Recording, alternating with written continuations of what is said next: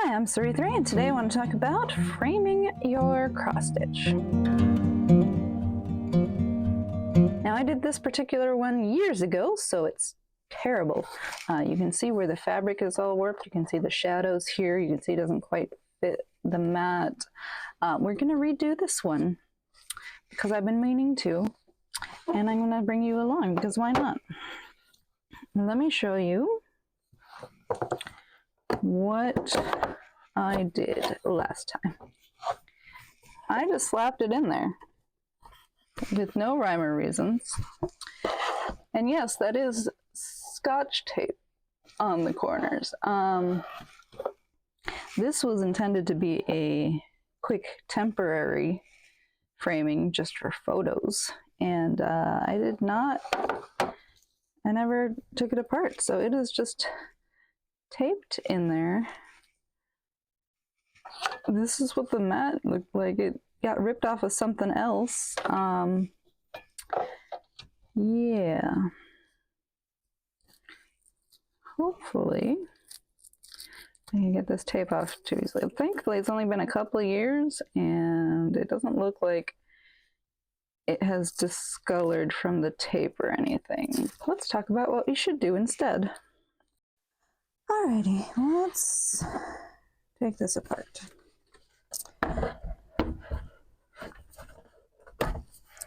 First of all, the back of this is completely covered in cat hair. I'm so sorry. I don't know if I'm replacing this frame yet or reusing it, but this mat definitely needs to go. I don't remember making this. I don't think I did. But there's a thin layer of linen on here, so it's got an interesting texture. But with the pattern being so crammed in there, I'm probably not going to use it again. What I am going to do is focus right now on the fabric. First of all, let's rip off all this tape. I really just meant to have it hold in place while I took some photos, and then I would, do it the proper way later. Well, it's now several years later, and here I am finally getting around to it. Luckily, it doesn't seem to have discolored the fabric any, but, it is kind of folded. You'll see that it's not very straight. Like this end is shorter than this end up here. It's very wobbly. This linen is not particularly even. So what I'm going to end up doing is washing this and ironing out these folds. And then I'm going to block it to make sure that it's as flat as we can get it before redoing it for the frame. First things first, we want to give it a wash. This is just lukewarm water and some mild dish soap, nothing fancy. And we're just going to dunk it right on in there, loosen up, especially the fibers where it was folded for years.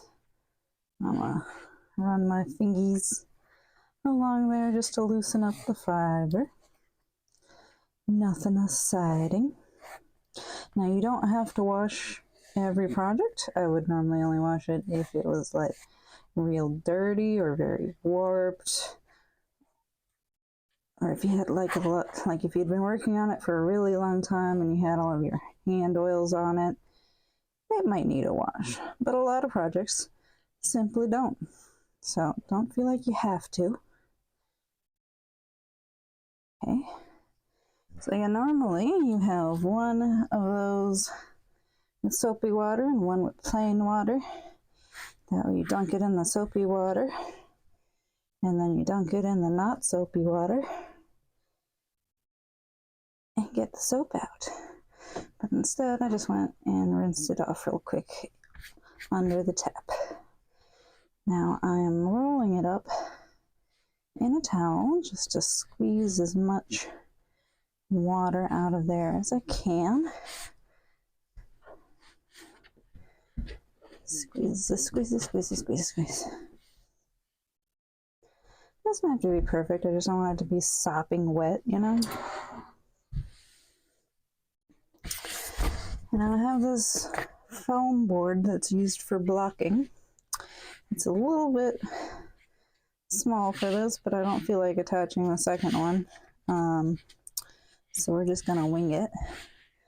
The only thing I'm trying to do here is to make sure that it's out flat and that doesn't have a chance to warp the fabric. So I'm going to pull gently just to stretch it out. And I'm going to start by doing each of the corners. I really wish I had a better film in this space, but I'm going to have to deal with it.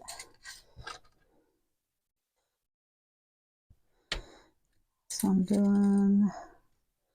did all the corners, now I'm doing the like halfway points. Each time pulling slightly. And you want to do this while it is still damp, because that's when your fabric's going to be most flexible. Now that I've got those, I'll start going around one more time. You don't need all of these pins. Honestly, it would be fine with just a few, but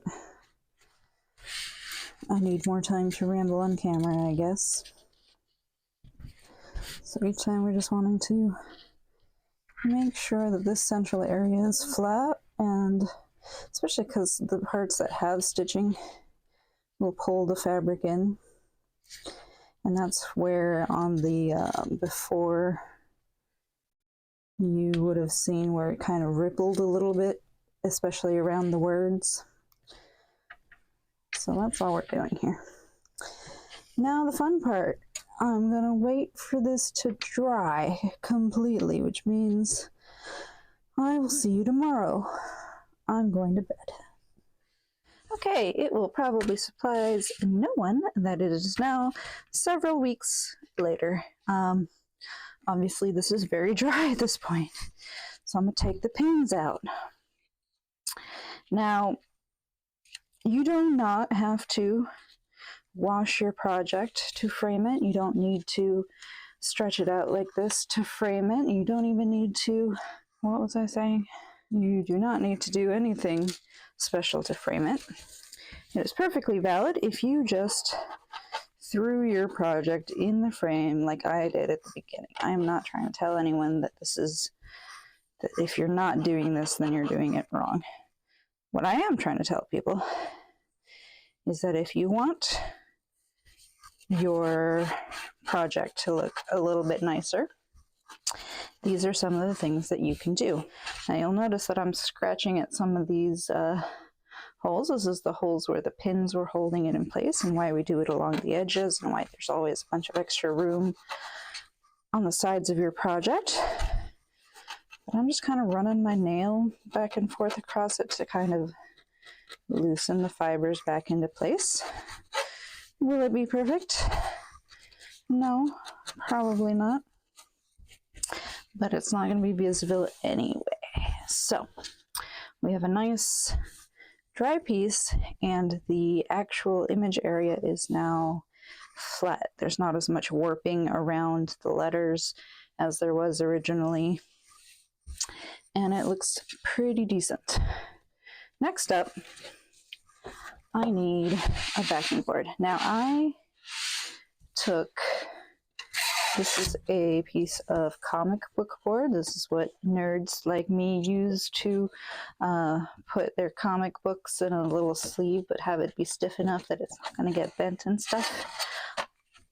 And more importantly, it's archival safe. That means it is acid free and it is good for long-term use. Does it matter? Will your cross stitch be destroyed if you use, I don't know, a cereal box? No, it'll be fine. But that's what I use. And I'm using the glass from the frame itself to size it. And you'll notice, I don't know if you can see, but I'm not making it flush with the glass because we are going to be wrapping fabric around this thing and we don't want it to be too much thicker. But you don't need a ton of gap. You just want it to not be too tight a fit. And this is a rotary cutter that I'm using. You could just draw it and then cut it out normally, but this is a rotary cutter I have specifically that I do not use for fabric. Oh. And if you saw that, it did wiggle a bit when I was cutting.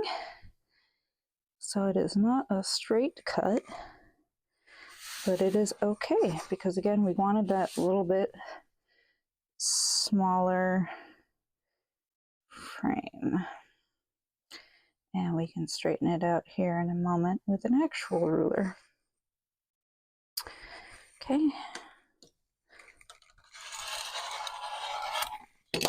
Glass slides around. Go figure. So we've got a piece of board that is slightly smaller than my glass.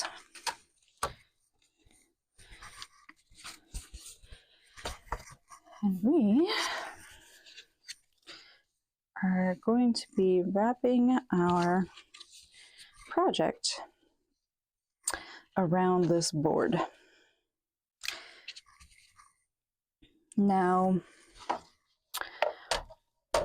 you could use archival tape, like a double-sided tape. You could do a line of tape along the edges and then, you know, tape it down.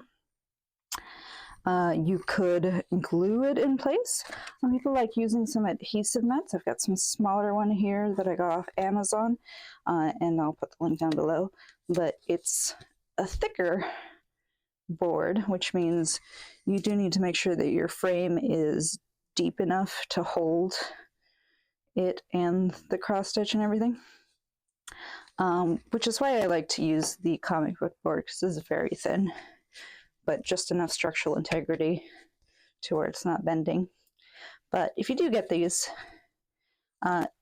it's peel and stick. So you'd peel it off, you'd center it on your cross stitch and stick it on.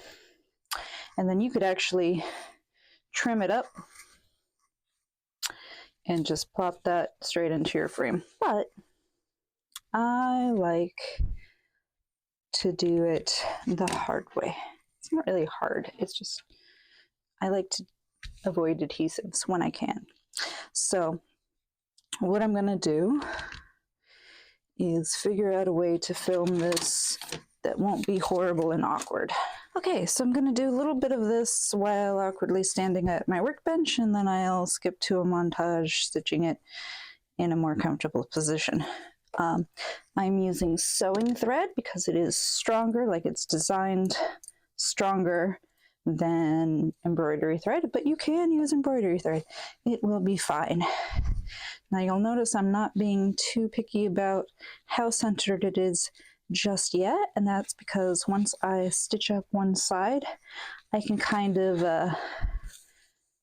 smoosh it around to get it exactly right. But for now, I'm just kind of eyeballing it. Now, I don't have a ton of extra room on these sides.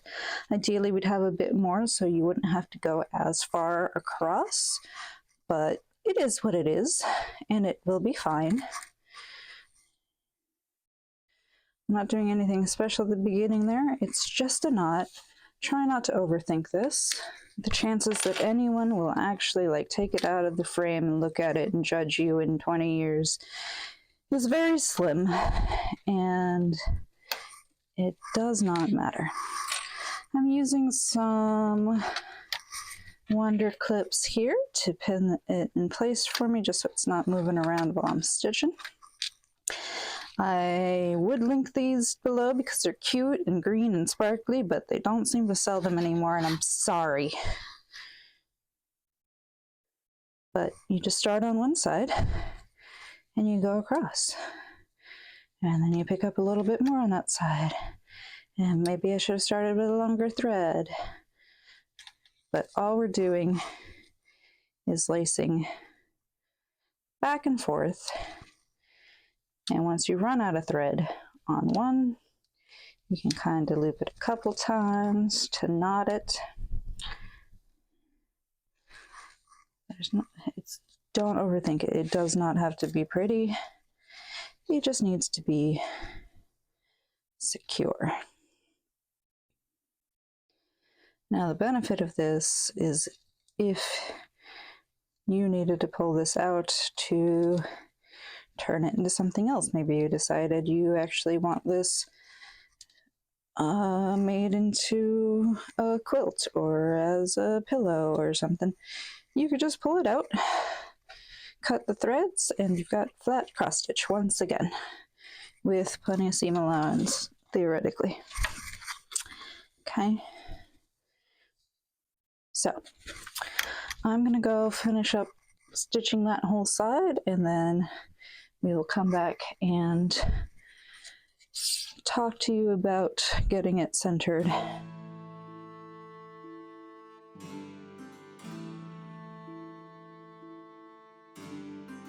So this is very different from how I would normally film myself. Different view of my office than you typically get to see, I suppose. Obviously you can't see my stitching, but it is just the same back and forth motion that I showed you in the previous clip. Except now I am comfy cozy at my desk, sitting cross-legged with a heated blanket because it's February and it's cold. I've got one of my cats sleeping peacefully next to me here. And I'm gonna put on an audiobook. Currently I'm listening, or at the time I was stitching this, I was listening to Threads of Life, which is an interesting non-fiction book about the history of sewing and embroidery. Maybe recommend it if you're into non-fiction. I'm actually using it for part of the Storygraph challenge that I made, featuring crafts and hobby related books. So if you would like to read more non-fiction, maybe consider joining us.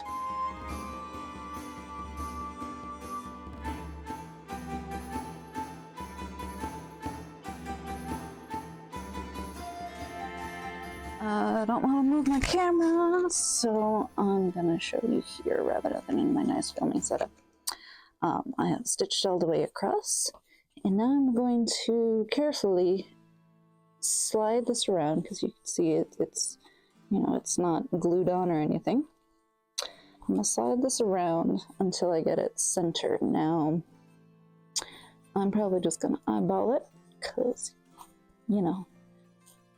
this is how we got here.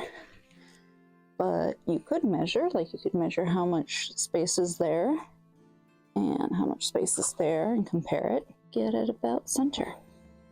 Now I'm going to do the exact same thing that I did on the back and fold the two sides over and stitch across.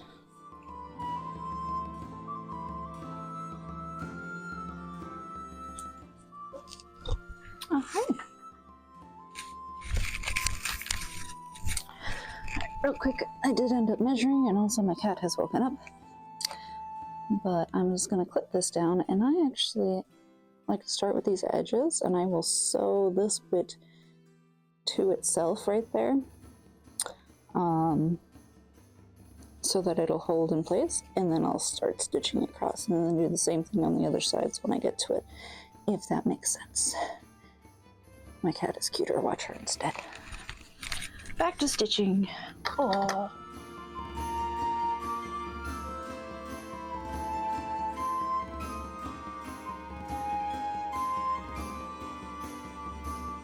You'll note I'm using much longer strands of thread. You don't have to, but it does mean you're not having to start and stop as much. It's just awkward for a little bit.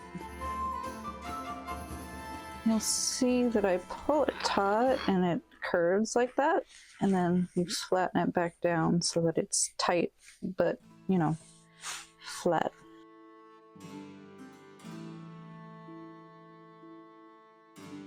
All right, we're back.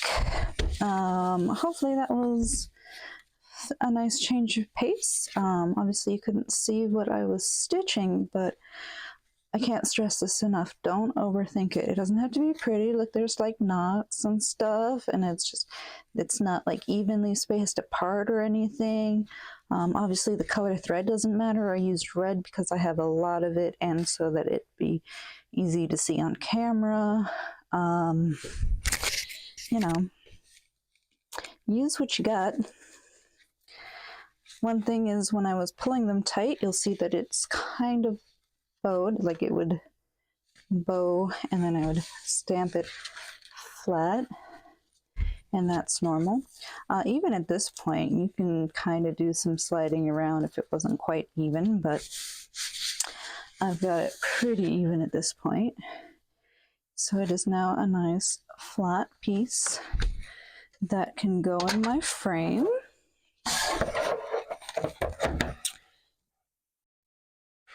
Not putting the glass in yet, but it's a lot straighter.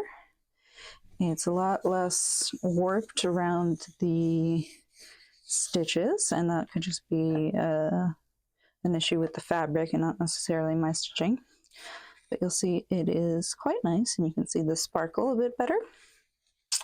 The next thing I need to do is clean this glass. I don't know if you can tell, but it is covered in fingerprints, which is why I didn't put it back in just yet. I don't know if it's going to stay in this frame forever, but this is about the right size for it, so it'll probably stay that size. I don't like that this velvet picks up all of the cat hair, but hey. This is also a nice deep frame, so if I wanted to, I could also, once the glass is in there, put an additional board here as just kind of padding. I see a lot of people complain that their frames are not very deep, so if that's a problem, again, get the thick or the thin comic book board and not the like super thick board that the adhesive one was. And that's about it. I'm gonna go clean off this glass and then we'll talk a bit more about it. Here's another close-up look at the fabric. You'll notice that the sparkle is only really noticeable when it's out of focus. But it is no longer doing that warpy bubble thing that it was doing before, which is all I really wanted out of this project. So perfect. I call that a win. Okay, so we're done. Does it look basically the same as where we started? Yeah, kinda.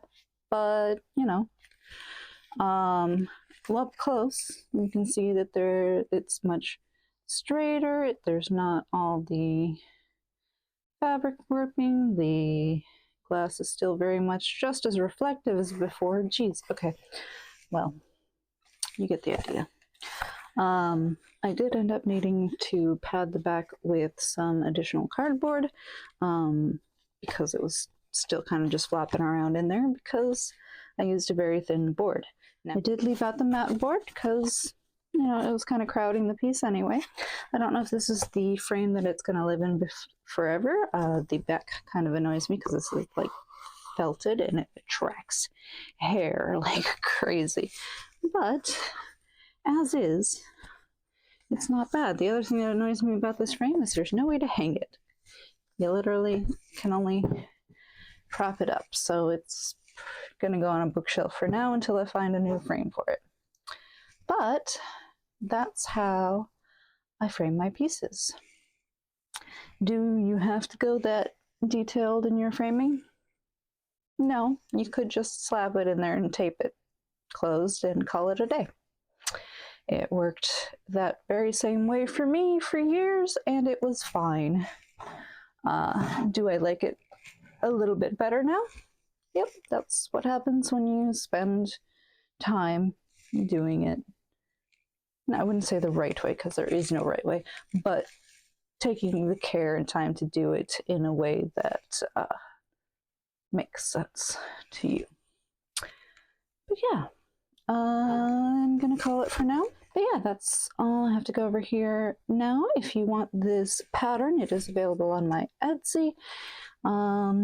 This fabric is from Picture This Plus, and I think it was Crystal Dapple, I want to say. I don't know. I'll put it down in the description somewhere after I look it up. And that's all I've got for you right now. You will see that I use that same lacing technique for a couple different finishes. I, a while ago, posted my flat fold tutorial, and that kind of uses a lot of the same lacing techniques. My flat ornaments are all done that same way. I don't have a video on that one yet. I will link the article on my website down below because that is on there. Maybe I'll do a video about it this year. I am trying to be a bit more consistent with my videos. Maybe this year will be the year where I post at least once a month. Who knows? No guarantees. You know how it is. Hopefully this video will not sit in my unedited folder for months, and it will be up in February. Whatever you decide to do next, keep creating stuff.